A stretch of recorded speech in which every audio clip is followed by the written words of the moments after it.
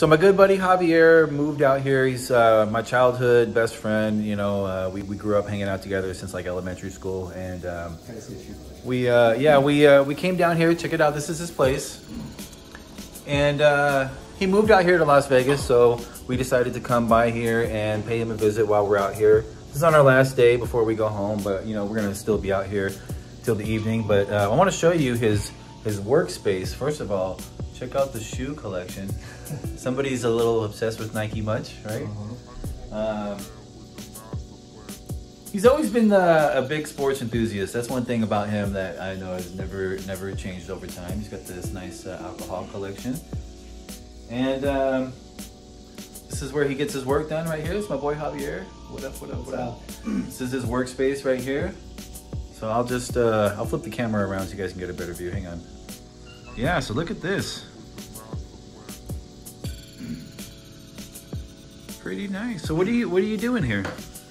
I work for myself. I'm a consultant, so I've got 3 main clients in the direct sales industry, and then I usually work, I don't know, anywhere from like 12, 14, 16 hours a day. So this room kind of, I decided to put my shoe collection and my whiskey collection here, just because it kind of, when you get to that point where you're having like either like a stressful day or things are starting to pile up, this kind of helps remind you like the things that you have, you know, because it's easy to lose sight of things you've got when, you know, things are getting rough or whatever the case is. So it kind of helps, puts it into perspective. And I think we talked about like, you know, some of the stuff that we didn't have when we were growing up. And This is kind of an example of, you know, I had nothing growing up. And so that's why I work the way that I work, so that I can, I guess, kind of make up for the shit that I didn't have when I was a kid.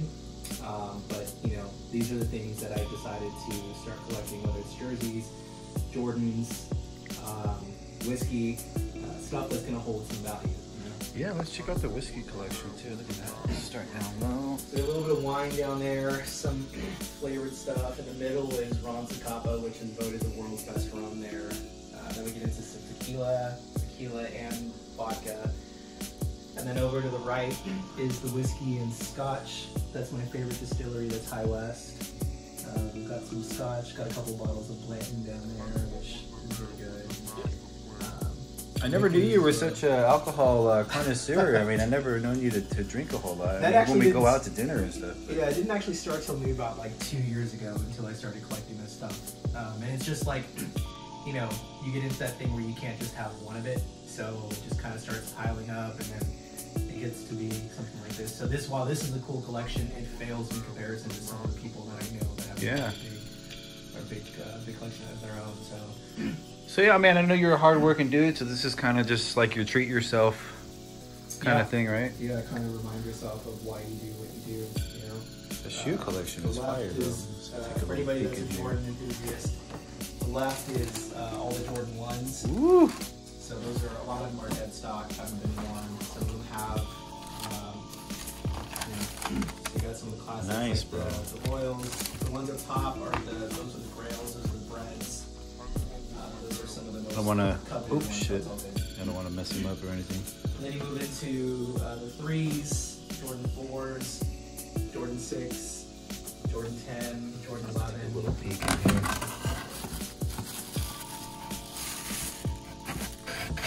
Probably what the infrareds. Nice, Those are bro. the 5s that just came out recently. Ooh. So a lot of I don't want to touch them, and I don't want to leave any fingerprints or anything, you know. Greasy hands. And this sign works? Yeah, so this is something I got off of, Sue, will you hit the light? I got this off of, I don't know, I think it was eBay or something. But... Ooh! You ever work in here at night with just the neon sign? Yeah, I'll do that, and I'll have the other light on too. Oh yeah, the mood light. There you go. Yeah, so usually at night, try to like cut it out a little bit, but... That's nice. Sure, so. What's your favorite pair out of all these? I mean, realistically, it's kind of hard to not.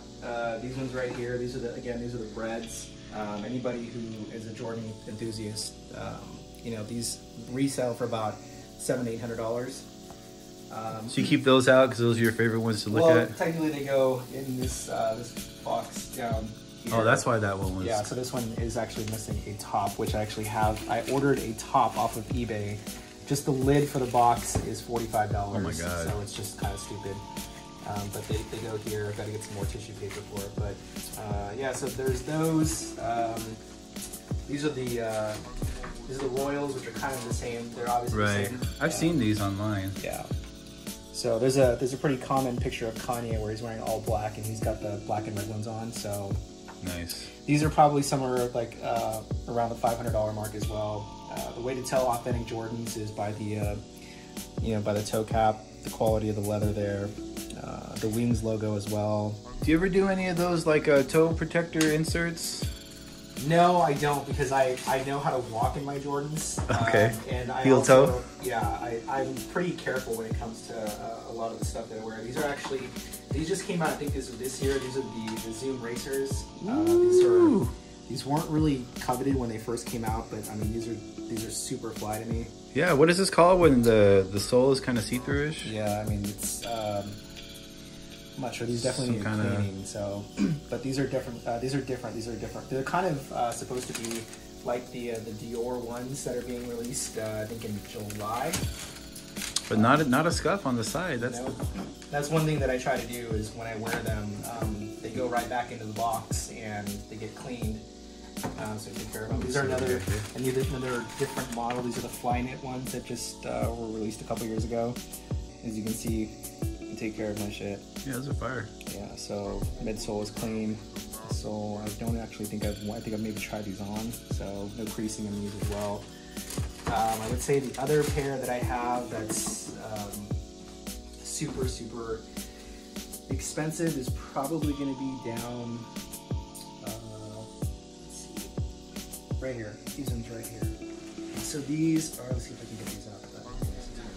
Let's see if I can help you there. So these are the original stories. These came out, I think, last year. These are the Spider-Man ones. Same thing with the gum bottoms, which need to be. Oh yeah, gum bottom, gum sole. Clear sole, yeah, or something like that. But you can see here. I think the retail on these are probably around like $500 to $600 as well. Blue tab there. So these are definitely a classic. These look very similar to the Chicago ones, except the difference is the Chicago one has a red tab with white Nike on it, and that's just a standard leather instead of the perforated leather there. But those are definitely a favorite of mine. Obviously, like anybody who's a sneakerhead will I think the saying is I make shoe contact before I make eye contact. Okay. Yeah, and then these are another pair that came out last year. This year as well. These are the Chicago to UNC to Chicago. These are actually women's shoes. These were designed specifically for women, but I mean, these are too fresh to pass up. So sometimes the women's shoes actually get the color schemes that are kind of cool. These are pretty solid. Get those maybe like a hot pink with like a royal blue or something. Those are pretty fire. Yeah, I wore those yesterday. Got a lot of compliments on those too. So you can see. Hey, as long as you're not wearing high heels, you're okay, right? I mean, yeah. You know, it's funny. I was actually having a friend of mine discussion girl, and high heels were actually designed for men back in the day. No way. Originally, yeah. What, for boots or something? I don't know, man. It's just a really weird story. Like, I'm not sure if it was about like height or something like that, but yeah, these came out as well. These were released during the Jordan thing. These are the original 5s, the Fire Red 5s. As you can see, these are dead stock still. Dead stock, if in case anybody doesn't know, means that they have not been tried on. They have not been touched. Maybe taken out of the box for a couple of photos. Wait, how do you know that they haven't been? Oh, just because so dead stock means super they clean? haven't even been tried on. So it still has the original lacing from the factory here as well. Little plastic tab right here. Yeah. What is this this button? Oh. Yeah, so you basically just pull that and just you can pull the laces out. But yeah, so dead stock to anybody that is in the shoe game means that it hasn't even been tried on, which is kind of like those are the ones that hold the most value. But even like we talked about the breads, those have been worn. And if I were to sell those on eBay right now, in the condition that I keep my shoes, which is usually like a 9 out of 10, I could sell that with the box for about $500 to $600. Yeah. Still, and they've still been worn too. So, so I can't let you not see the other ones. So a lot of people will go back and forth about which Jordan is the most iconic, and so a lot of people depending on where you sit in this argument, will go with, we'll say it's either between this, which is the Bread 1, or it's with the patent leather Jordan 11. So this was the one that he wore in the 95 season. As you can see here, it's got the patent leather, again, dead stock. Oh, not a single crease on that Hasn't thing. been worn as well. Purple on the bottom, okay. Yeah. So these are the ones that were released in 2017 or 18. It's got the 45 on the back instead of the 23. So again, these are dead stock. So if you have the conversation with the sneakerhead, which one is the most iconic Jordan? I mean, you really can't go wrong with either one of those. So how does this work? I mean, they come out, because I'm not the most knowledgeable on kicks, not like you are. So when they come out with a model like this, do they only make them for a certain time period and then they stop making them? Yeah, so every single one of these Jordans has been, so like I think the first Jordan came out in like, what was like 85 or 86 or something around, yeah, somewhere around there, 85, 86, right? So all the way through the 90s is when they were first released. Now they're being what's called retroed. So retroed means that they're being re-released again. So I think this is like the 4th time that the shoe has been released since its original release in 96. So when they do that, does that make the original ones go down in value? No, actually... is there a way to tell the remakes apart from the originals? For sure, yeah. You can definitely tell. See, this one, this release here went back to the original box from when it was first released back in 96. Yeah. And then if you look here, these are the other releases that came out. This box actually belongs to a pair of 11s, but because of the shoe inside there, I kind of had a special tag made for it, which is for the Jordan 11 Pantone, which is another shoe that's been released in that series. It slides out. But it's actually, oh, those are butter. Yeah, so these are actually super hard to find as well. They were only released once. These are the Pantone 11s. I think I've worn these maybe once. But what are those? That's not baby blue. That's like a light blue. Usually in the sneaker game, you refer to this blue as Carolina blue. Carolina blue. Carolina oh blue, yeah, it does look North like Carolina. the Carolina jersey color. You can see there. So and then so you get into the 11 series, which is the ones with the patent leather on it, and then probably the second most, I would say, in my opinion, the second most coveted is this pair that were released in 2016. So this is, you can see here in the box, it's a special edition box with the 23, and then it's got the 45. So these are the... what's the 45? The 45 is when he came back after he retired in 97, I think it was 97. He came back and they gave him a different number? Yeah, so he couldn't wear 23 because it had been retired. So he wore 45, as you can see here is the 45. So 23 is just retired for the Bulls? It was, but when he came back, he took it out of retirement and continued to wear it, but he got fined by the NBA. So these these are from the Space Jam movies. As you can see, this is the inside of the box here. And then love that movie. As well on this side too. So this goes back to the model of the shoe, which is the 11. And this shit is just over the top, right? So it just continues. And then there's the 45. So there's like a little bit of a bureaucracy in the in the NBA, huh? Yeah. So these are the original Space Jams, the model of it. So you can see there, it's very similar to the other one, which is the all white up top, black patent leather, 45 on the back as well. These are still dead stock, have not been touched or worn or tried on. These are actually very common. People will wear these in a wedding. I actually told myself when I got married, like I would sport these in a wedding. I mean, you can't go wrong. I mean, you see the it's your day, you know. Yeah. That's something that I would actually think about, for sure.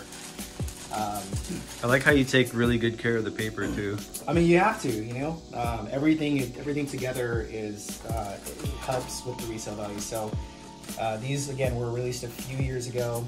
Again, dead stock, original casing, and all that good stuff. So the resale on these is probably on these ones maybe around like $350, maybe $400, depending on where you list them. Like if you want to go to like a StockX or something like that. But you're not buying these to sell them. This is like your personal collection. Yeah, this is definitely my personal collection. I kind of started going away from wearing them.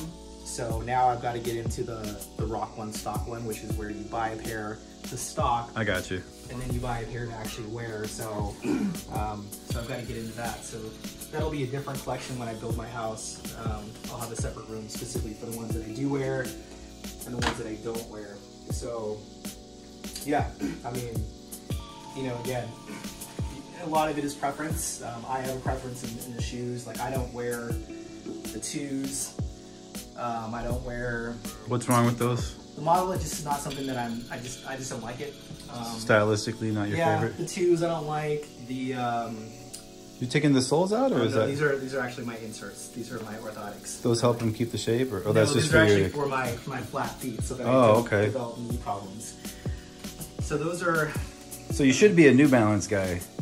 Yeah, actually, New Balance is a good quality shoe that a lot of people wear, specifically because of the support. A lot of people refer to them as the dad shoe, you know, because.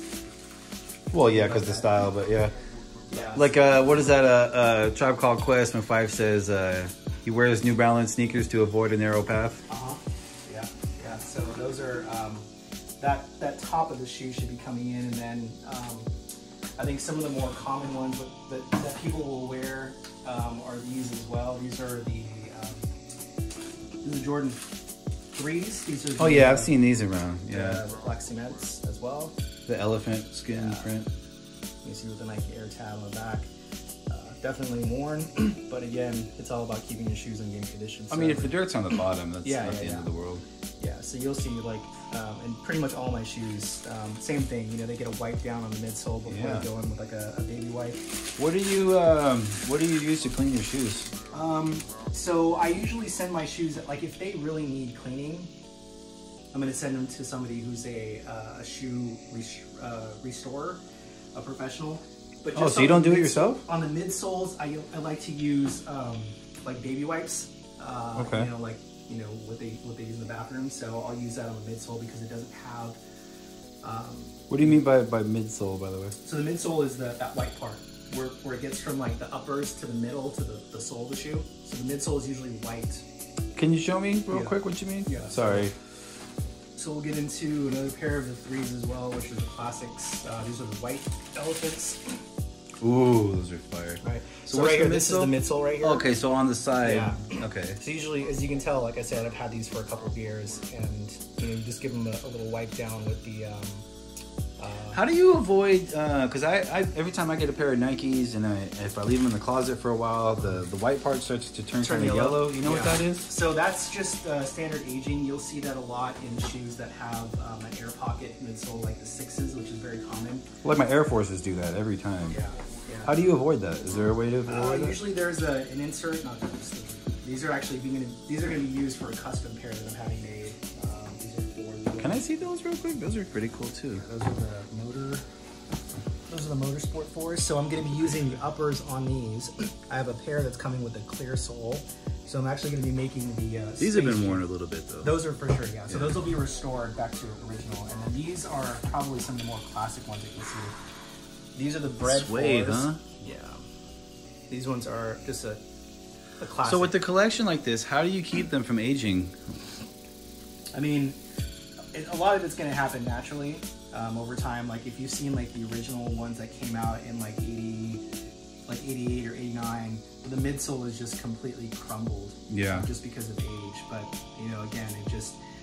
A lot of it has to do with like where you live, temperature control, like if you're...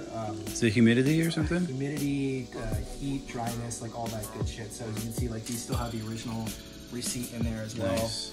I think so these were, what, 200 when they first came out. You're probably selling these for about $350, somewhere around there. So, I didn't get into collecting shoes specifically to make a profit on them.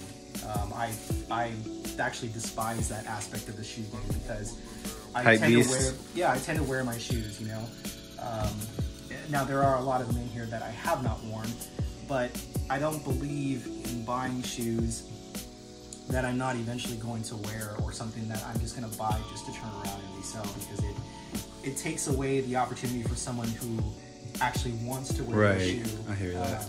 So that just kind of that shit recently took off, like in the maybe I'd say probably about like 8 years ago, where people just started like buying them and flipping them. Yeah. And it took away from a lot of the stuff that people thought was the purity of the shoe game, where like there's a lot of documentaries that are out there like on Netflix about sneakerheads where they go and what it used to be like back in the day when you'd actually go to a store to see the shoe for the first time and be like, okay, maybe I'll buy these, maybe I won't buy them.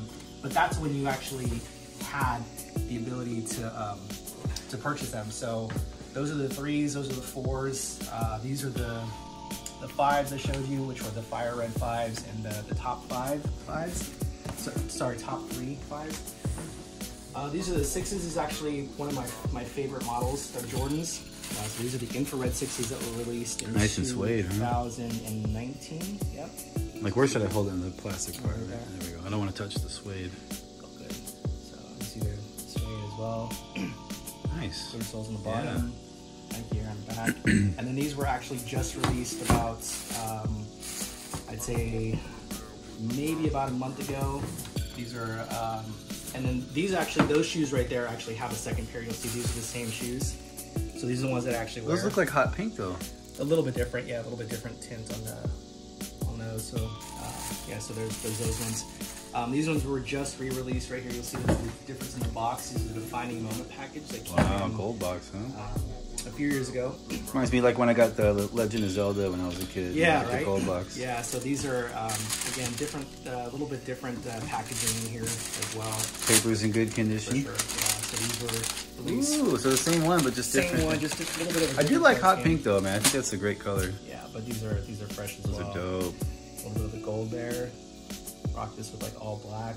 Keep the tag on, huh? When you wear them, yeah, keep that tag. You can. I mean, if I ever choose to wear these, yeah, I would definitely take it off and put that there. So. What would you do with it? Would you put it on your keychain or something? Yeah, maybe just keep it in the box just in case I do want to like wear them and resell them. But. Or you could wear it around your neck, no? Yeah, I don't know. Is that too? Too much of a hype piece? Yeah, for sure. I'll show tacky, you. maybe. I'll show you another pair of the 6s that are pretty coveted. Well, you definitely got a nice collection going here. Yeah, they're but I get it. You know, this is just for your own satisfaction. You know, it's not like you're trying to keep them up in a warehouse and all that. Like, yeah, for sure. Yeah. So no feeling of accomplishment. These are the Slam Dunk 6s. These were released. So what's that on the? Is that print or is that? Like oh wow. I mean, it almost looks like some kind of like dust or something at first. Yeah, right. Kind of a hologram print as well. Yeah, hologram print, huh? Yeah. So these were only released once. I need to do like a little bit of deep cleaning on them as well. But the bottom's still pretty clear. Again, I've worn them a couple times. The resale on these, I mean, I'd say probably like in the $600 to $700 range as well.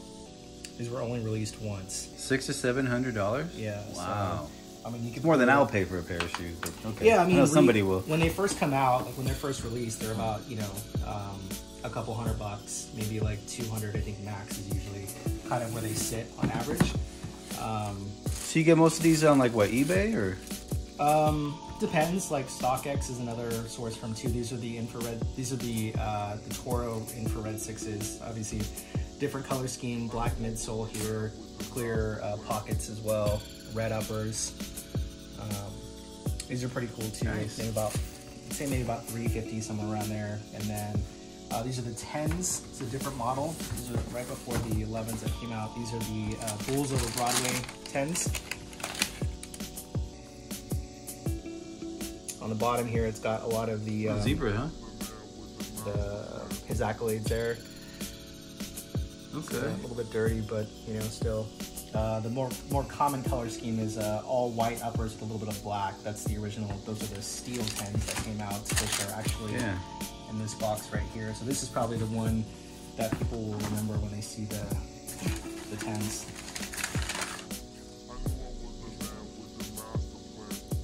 Same thing on the bottom there. Yeah, accolades. So what does it say at the bottom? Just a lot of the stats. Yeah. Okay.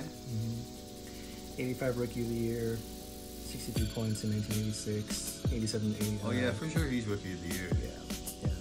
So these are the 10s, and then again they go into the 11s, which are this over here. Those are the 11s.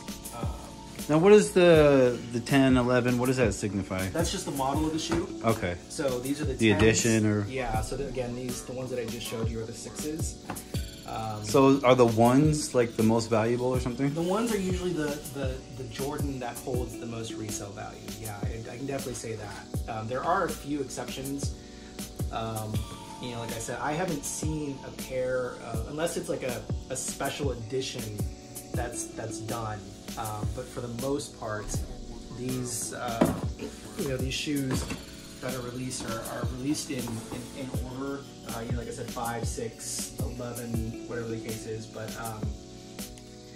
yeah, I would say ones are probably the shoe that holds the most value, which is why. Do you have any of the ones? These are all ones. Oh, those are all ones. These ones right here are all ones. What year did those come out? These originally came out in '95. This was the first Jordan shoe that was released. Again, there's a documentary that talks about the black and red ones that I showed earlier, called the Breads. Those are also referred to as the band ones, which apparently when Jordan tried to first wear them in the NBA said no, they didn't match the color scheme of the Bulls. Didn't have enough white in it, so they said that he couldn't wear them during the game. So he didn't have a shoe deal till 95? 85. 85, oh, okay. But actually, he actually got a shoe deal as a rookie before he even put on an NBA jersey, which is, back in the day, was super crazy because they didn't give shoe deals to NBA athletes. They had, like, Converse had Magic, Larry Bird, Isaiah Thomas, and they all wore like a specific model of Converse All-Stars. Okay. But Nike didn't have an NBA athlete that had their own shoe. And right, was okay. First to do that. That's what I was going to ask. So 95 is when he got his own 85. line. Or 85? Yes. 1985 is when he got his first. So why did the ones come out in 95? They didn't. The 11s came out in 95, 96 season. Okay, maybe I must have misunderstood. Yeah, then. so the Jordan 1 was released, the first Jordan 1 was released in 1985. Oh, okay. I must have misheard you then. So that's when the whole thing took off, and then the next year, you know, they got into different color schemes of the Jordan 1. Like you'll see the band, you'll see the white Chicago's, you'll see like the black toe, the bread toe ones, which are, you know, somewhere down here as well. There's also a pair of fragment ones, which the fragment ones probably resell for about, I'd say maybe, I could be off just by like a couple $100, but maybe about like $2,000. Oh wow. What do you think is the most expensive pair of Jordans? If anybody would know, I would think that you would know. Anybody of my friends at least. The most expensive pair of Jordan 1s. I mean, it depends. Like if you're talking about like a collab deal, like I said. So as of right now, the Jordan 1 Dior's are about to release. I think they're releasing next month, and the retail price on them is about $2,000. So it's a collaboration between Christian Dior and the Jordan 1. So okay. It's got a clear sole, it's got Dior on the bottom, Dior written in swoosh, whatever. But those are going to resell for about $10,000, okay, $20,000, something like that. You can check those on StockX. So it's kind of up there with the Nike Mag. The Nike Air Mag is probably the most, in my opinion, I think that's the most expensive shoe that's out there because it's so limited. I think I haven't seen one for less than like $30,000. Well, when you originally got them, you can get them for about 10. Some people even got lucky and got them for like 3. Yeah, you can I mean, if you on the original auction. Yeah, for sure. But yeah, I mean, this is just a portion of the shoe collection that I have.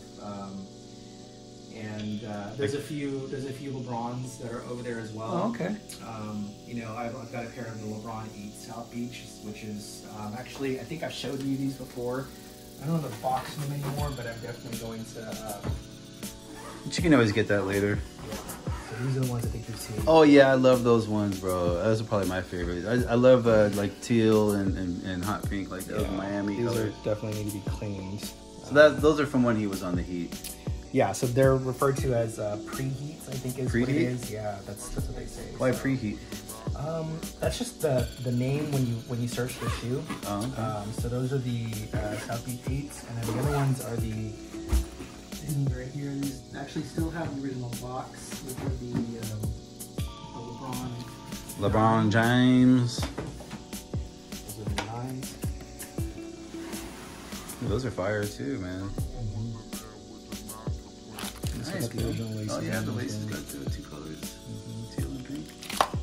Yeah, so there's Nice. a little bit of fly knit on there as well. So, and then again, this is the shoe collection. I'm probably gonna start hanging these up as well. I mean, you and I were collecting jerseys like back in the day. Like, you know, we gotta go. I had a couple. You always had more than me though. Yeah. So these are when we were growing up. These were, you know, these Yeah, were man. them, so. You know, that always reminds me of the Brat Functified video, because they're all wearing. Actually, no, that's not that team though. I'm thinking of Carolina. Yeah, so you'll see there's a difference between the throwback jerseys and the authentics. This is an actual authentic from 1990, 95, 96 when she used to 44 as well. Another Chris Paul, Charlotte Hornets, throwback of Jordan. Ooh, I like the Vince pinstripe. Carter. This is a Blazers jersey of Scottie Pippen. So what kind of an occasion would you bust these out on? Or are these just collector's items? These are probably just collectors. I don't think that I would wear these. Another Charlotte Hornets. Nice. Around that. And then, yeah, so this is just a portion of the basketball collection that I have. I've got a few more coming in, which trust pretty well. But I would say I'll show you my other side too. Okay. Is, Let's take a walk. I would say I'm probably more proud of this than the NBA collection.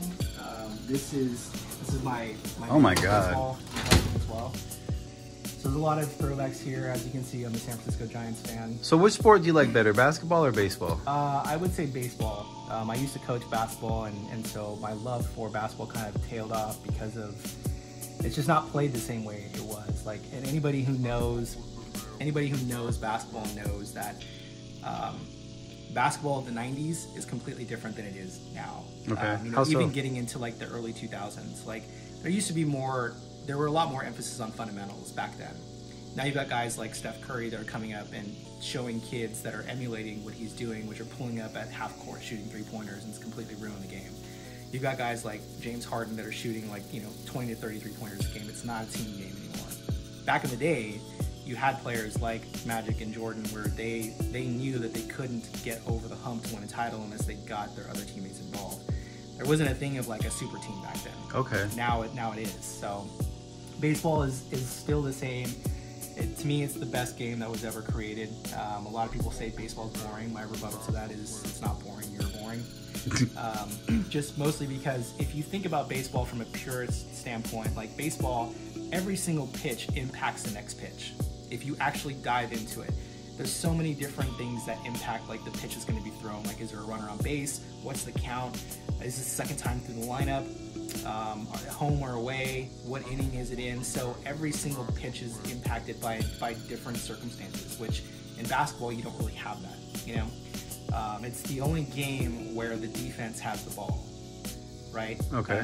And you've got to play both sides. In football, you've got some players that play both sides. Hockey, which I actually think is the sport that takes the most talent to play, because you've got to have the hand-eye coordination of a baseball player.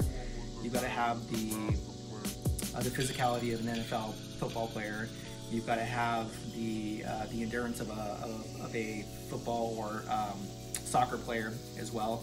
So you've got to have all those things, and you've got to be able to skate and balance while you've got a fucking lineman coming at you that's going to hit you and knock your head off. So. And you're going balls out for about 45 seconds on the ice too, so it's pretty crazy. But back to baseball, again, huge San Francisco Giants fan. A lot of these jerseys are throwbacks, but these are original. So this is a jersey from the '94 season. You can see it has the 125th anniversary patch on it. Nice. Again, Barry Bonds. Barry Bonds. Yeah, we just depends on who you think. To me, he's the greatest player that ever lived. Again, another San Francisco Giants jersey. A World Series patch in 2012. Oh yeah. One of my favorite players. I've actually met him a few times. Hunter Pence. What was the year guy. that we all went? That was 2007. It was 07? That was 2007, man. Feels like it was just last Watching videos week. of that, yeah. So this jersey right here is one that I'm super proud of. This is from the 2001 season that they don't make anymore. As you can tell, it has the patch on there from 9/11 to commemorate 9/11. Yeah. The home jersey, which the Giants don't have their last names on their home jerseys. San Francisco Giants. Why didn't they have the last name? Just what they decided to do. Here's their classic jersey as well. This is from the 2007 series when we went to San Francisco. So this is their All-Star game when they house posted it. Classic cream, super clean. Again, 25 on the back. Barry Bonds. the greatest baseball player that ever lived. Here's an alternate jersey from the 2012 season after they won the World Series. Buster Posey. So I know it's like they wear the white jersey when they're home, and then they wear the. Yeah. So what's the difference between like the black or the orange jersey? So the black jersey is a road jersey. The orange jersey is usually worn at home by the Giants on Fridays. The gray jerseys are also worn on the road. This is so why would they wear the orange one versus wearing the white one if they're home? So it's called Orange Fridays. The Giants do. Just a Friday thing? Just a Friday thing. Okay. So they'll wear the orange ones only on Fridays. What if the other team has orange in their? There isn't another team. There isn't another team that now. wears orange? Okay. Yeah, no, which is good. I mean, a couple teams may have like an orange portion of the jersey, but that's it. Okay. This is from the 2014 season. This is another World Series jersey, which is Madison Bumgarner. If you know anything about baseball, the 2014 postseason that Madison Bumgarner put together is in the record books. If you ever got a chance to see this, which I did because I was a Giants fan, I watched it. His performance in that season was probably the best that a Major League Baseball player had ever performed. Ooh, let me see that patch Just too. stupid crazy. Ooh. This is another Giants jersey. This is from the 2002 World Series. Okay. Unfortunately, that year the Giants lost to the Anaheim Angels. A little bit dirty, needs to be cleaned. Oh yeah, just a little dirt right there. Yeah, I gotta take it to get some stuff done to it. Baseball, I think, is the best sport, but unfortunately, there is one component of baseball that kind of puts it in a category of its own. You can actually take the best player in the game out of the game in baseball. So, when the Angels won in 2002, they refused to pitch to Barry Bonds. They put him on base. So, my theory is if you're going to be the best, you have to beat the best. And they chose not to pitch to him. They put him on base. And people say, oh, it's strategy, it's strategy. Yeah, it's strategy. But realistically, like, Kind of weak again, strategy, it that, does, yeah. It does, you know, because again, when they pitch to him, what did he do? He hit the ball. Knock it out of the park, yeah. Exactly. So what do they do? How do they? For those watching that don't know, how does that work? I mean, do they just throw 4 balls or something? Yeah. Or? So the coach or the back then, because this is actually a rule change that took place. So the catcher would stand up and put his hand out, and the pitcher would throw the ball outside of the strike zone, and obviously the batter couldn't swing in it. So those 4 balls would then lead to the guy getting put on base. Just walking them, okay. Now it's a rule change where they'll actually just flash 4, and the pitcher won't even throw the ball. The batter will go straight from the plate to first base without even the pitch being thrown. So that's a rule change. Just a time saving. Yeah. Now, what if the batter just said, you know what, screw it, I'm going to go all the way over here and swing for it? That I've actually been asked before, but you can't swing outside of the batter's box. Okay, so that's a rule. Okay. You can't leave the batter's box to swing. So yeah, this is another alternate jersey that the Giants have. This is from the 2000 and I think it's from the 2014 series as well. This is their Blackout Friday jerseys as well. So you'll see this is what they wore at home. There's no last name. So what's a Blackout Friday? What's that about? Again, like the Orange Friday. Oh, okay, so it's just a thing. Another Okay. thing that they used to do. So, and then this one is this is probably my favorite jersey. This is also from the 2002 season. Okay. So the Giants only one season made a black Check out that blue patch. San Francisco Giants jersey. I put this on eBay for about 2 days just to see how many hits it would get, and I started the bidding at $499, and I had 2 bids on it. Got up to about $550. Again, you cannot get this jersey. You cannot buy it anywhere. And then you just took it down and got the bad feedback or what? I ended the jersey. I wanted to see. You just wanted to see? Yeah. So again. So why is this one your favorite? Because you can't buy it anymore, and they only made it in one season. Okay. And so usually the road San Francisco jersey is gray. This one is black, obviously, so the color scheme kind of pops out a little bit more again from 2002. So how often do they change their scheme? Is it just when they feel like it? Or? Depends. I mean, a lot of times, the more classic franchises like the Giants, like you look at the Dodgers have maybe thrown an alternate jersey in there once in a while. But most of the time it's just white home, road gray, and that's it. Okay. Giants kind of went away from that after like the mid-2000s seasons. You can tell there's so many different ones. There's actually a few more that I don't have. And then you just get into other jerseys too. Living in Anaheim, I'm not an Angels fan, so if I wanted to go to a game, I'd have a jersey for a home team. Oakland A's, Boston Red Sox. A lot of people get pissy. Oh yeah, for sure. I mean, again, but I People take it kind of serious. Yeah. So this one's actually pretty cool too. This is a throwback Kansas City Royals jersey, but it's Bo Jackson. Nice. Yep. So it's got the 40th anniversary. Bo knows, huh? Oh, can I see that patch? For sure. I love the patches, man. Yeah, the patch is decent. Kansas City Royals 40th anniversary. Nice. That one too, huh? Nice. Yep. Texas Rangers, and then this one right here is from the '94 season as well. This is a throwback. Oh yeah, that's old school. This is Houston Astros when we used to have the rainbow sleeves. Super old school. I actually bought this from Bogies in Florida. What is this, like 70s or something? This is from the early '90s, like '92, '93. So I bought this from Bogies in Fullerton. Okay. I got this for $25. My grandma. Which I don't think is around anymore. No. It's not. So this is a super classic. Toronto. This one right here is pretty cool. We got it signed too, huh? Yeah. So this is Cincinnati Reds. Who signed it? My boy Michael Lorenzen. He Okay. pitches for the Cincinnati Reds. Okay. If you guys don't know who Michael Lorenzen is, go YouTube him. You'll see some of his workouts. I think he was in Sports Illustrated as like the top 50 fittest athletes.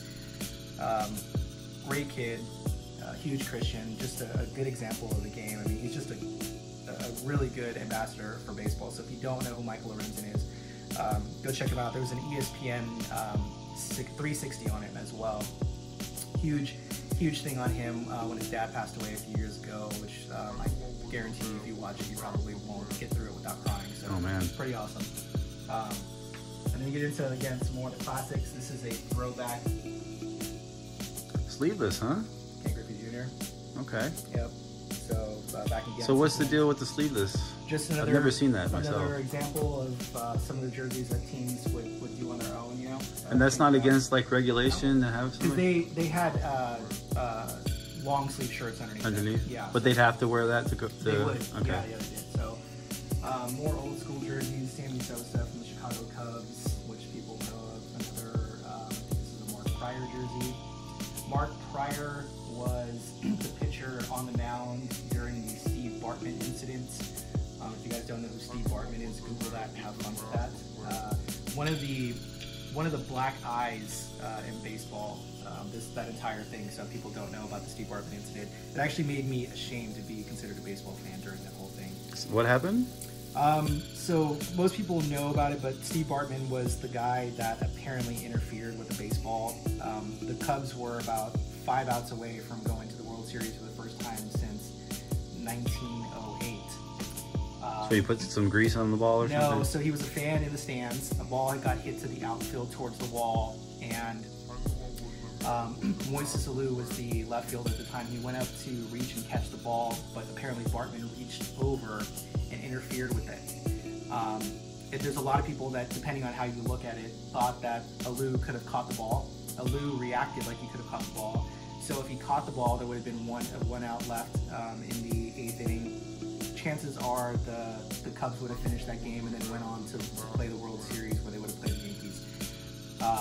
The next play was an error by the shortstop, and then the wheels just came off. I think the Marlins scored 8 runs. They forced a Game 7, which was back the next day in Chicago, and the Marlins won.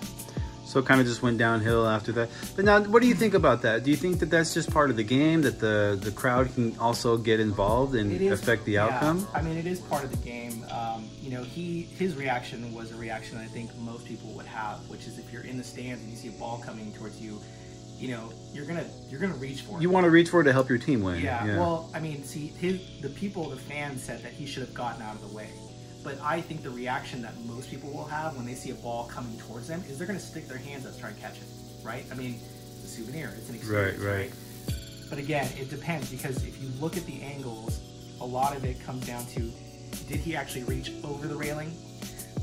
Did he just, you know, reach in the area? Did Alou reach into the stands? Because if Alou is reaching into the stands, it's fair game as a fan. I can do that. If the fan reaches over the railing and into the field of play, then obviously... But it's allowed to do that, no? Technically, no. Okay. There's also another incident, I think it was like the 95 or 96 season, when the Yankees and the Orioles were playing in the ALCS. Jeffrey Mayer, you guys can Google him too, is a kid that actually reached over the railing and took a fly ball away from one of the outfielders of the Orioles, and it was actually considered a home run. but you can see that the railing is here. The fan legitimately reached over and knocked the ball into the stands, and it counted as a home run versus an out. So that's kind of where that whole thing took off. But yeah, do you think that's a rule that's going to change in the future? It is now. It is now, yeah. So so fans are not allowed to reach into the field of play. And if somebody does that, what, they escort them out, or really? Oh wow, so serious. It's kind of a, you know, again, it depends on how you look at it. So 95 season. Ooh, that one's clean. Yeah, this is a pretty classic one too. 2005 season from the Black White and gray, Sox huh? when they won the World Series. Can I see that patch? Ooh, nice. Yeah, classic Sox patch on the side. It's a classic. Get a little bit into throwbacks as well with like the old Milwaukee Brewers jersey. Ryan Braun, who was busted for steroids and took a MVP title away from Matt Kemp in I think it was 2007. Do they retro it back to the player after something like that gets exposed? No, they don't. No, huh? No, no. But they just put a little asterisk. No asterisk. No. 97 How does that work? Cleveland Indians Okay. team as well. This is the AL championship. Again, this is from the 97 season. This Cleveland Indian team was probably one of the more stacked teams. They should have won the World Series that year, but they didn't. Another jersey from that year as well. Cleveland Indians, more throwback. Some people get offended because of the jersey. Well, and the Native American guy, he's got like a red face. Yeah. I mean, I'm 40% Native American. This doesn't offend me, so you know, all good. Another cream one. Houston Astros again. This one right here is this one's actually a pretty cool jersey. So this is the newer Miami Marlins jersey. This is a jersey of Jose Fernandez. For the baseball fans that know, Jose Fernandez was killed in a boating accident 5 or 6 years ago. Huge up-and-coming star. Was a great pitcher. Just a really unfortunate incident. So when he passed away, I bought this immediately the same day. Has not been worn. I think it actually still has the tag, so maybe it doesn't. But yeah, super cool color scheme as well. Rainbow with the gray back. Super nice. Get into more of the classics as well, like an old Anaheim Angels jersey from the early 90s when Disney owned them. Wow. Angels in the outfield, huh? Yep. This is when people actually didn't care about them, and then they hit the World Series in 2002, and everybody was an Angels fan. So again, more classics. Minnesota, another Brewers jersey. This is Washington Nationals jersey. This is a Bryce Harper rookie jersey. Nice. Pretty sick color scheme as well. DC patch on it. Let's see what else we got. Got an Ichiro jersey. Ichiro, depending on who you think, one of the best hitters in Major League Baseball who ever played the game. 25th anniversary patch for the Mariners there. Nice. Turn the back. Got some more Mets jerseys as well. Okay. Home. Got a road. Cool color scheme as well. Another road. Got a pinstripe. St. Louis Cardinals, another Mariners jersey, an old school 94 jersey from the Milwaukee Brewers as well. 94, yeah, 94 I think. Cool. Yep, and more classics, another home Seattle Mariners, a Colorado Rockies jersey. I've actually got a few more on the box outside, and then obviously the Evil Empire. Why do they call it Evil Empire? Just, you know, I think that was a nickname that was dubbed by the Boston Red Sox fans. You know, when the Yankees were winning all their titles, late 90s, early 2000s, into the mid 2000s, when they had, you know, Jeter, Paul O'Neill, Jorge Posada, Mariano Rivera, David Wells, like that. Those squad. Yeah, that squad was. Yeah, a lot of people didn't like the Yankees back then. So, yeah. That's it. That's quite a collection you got there. Yeah, man. Yeah, man. Good job. Proud of that, you know. Again, just collecting all that stuff, trying to make up, I guess, for part of the childhood, you know, growing up with nothing. So you kind of, as you get older, you get to make up for it. Yeah, man. Well, you've worked really hard. I know you came from humble beginnings, and you know, I know you've definitely worked hard to earn everything you have. Before we wrap this up, do you want to plug any of your social media accounts? Anybody so they can follow you?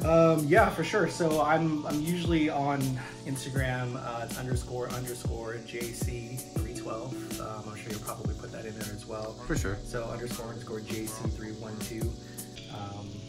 I think it's a public account, so yeah, so give me a follow. So absolutely appreciate you doing that, man. Yeah, no, thanks for sharing with me, man. It's great collection, man. Great stuff, great stuff. Yeah, appreciate you. It's good seeing you again too, man. It's been too long. For sure, man. I'd love to see you guys. Thank you. All right, so we're gonna wrap it up over here. You guys already got the account. I'll go ahead and put that link in the description below so you can follow my man Javier. Big shout out to my homeboy from day one. And it's real quick, just look at that workroom, man. Really nice. We're very proud of him and all his success and all his accomplishments.